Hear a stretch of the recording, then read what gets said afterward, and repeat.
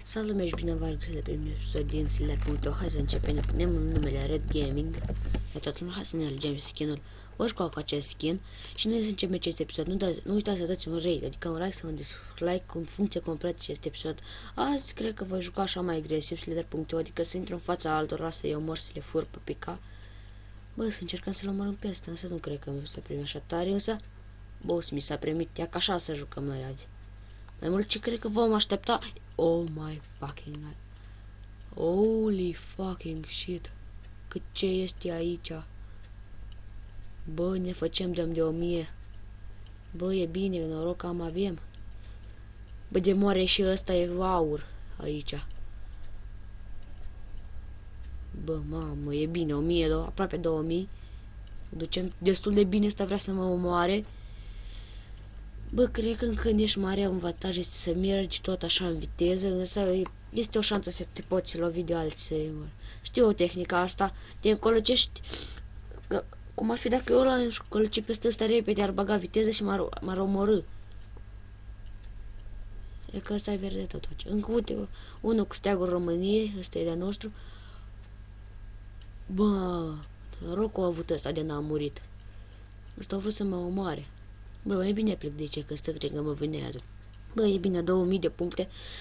Bă, bine o ducem. Bă, să avem grijă la ăștia mici, că ăstea sunt foarte periculoși. Deci... Bă, scuze că nu am mai vorbit, însă eram cam concentrat. Credeam că ăsta vrea să mă omoare, că ăștia mici sunt foarte periculoși. Mai ales dacă ești unul pro, poți să faci multe cu ăștia mici. Bă, voi încerca, însă nu, că se duce ăsta pe altă parte. Am vrut să-l omor pe ăla. Bă, ăsta cu steagul Franței ar fi ceva. Dar este ăsta mare ce... Bă, e greu că sunt foarte mulți.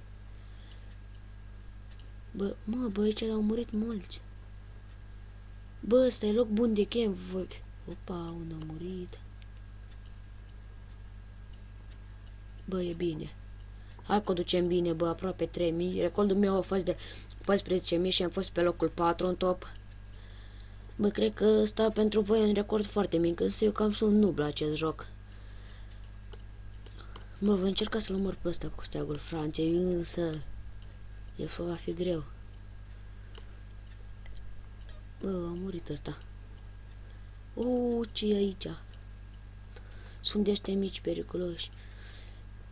Bă, hai dar pe ăsta verde să ne cem pe el. Mie să nu fac o prostie să într-un 1. E ca... Holy fucking, și ce vezi să într-un ăsta? Bă, să încercăm să-l omorâm pe ăsta mare. Haide mă că m-a făcut, am fost dubl la faza asta. Bă, 3000 scor, foarte bine. Filmul de 3 minute. Bă, filmez cu Bandicam, dacă cred că arată sus și știți de amăși. Bă, și-mi cer scuze că mi se aude mouse-ul când fac click ca așa. Cer scuze. Bă, cred că vom merge din urma la ăsta să așteptăm să moară, poate va muri.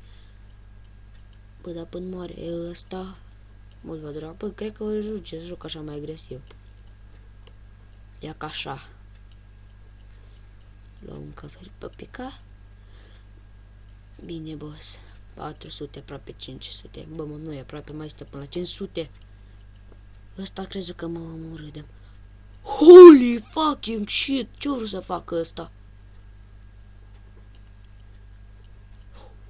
Fabio ăsta se știe bine, bă, să juca. Se știe bine. 500, bine.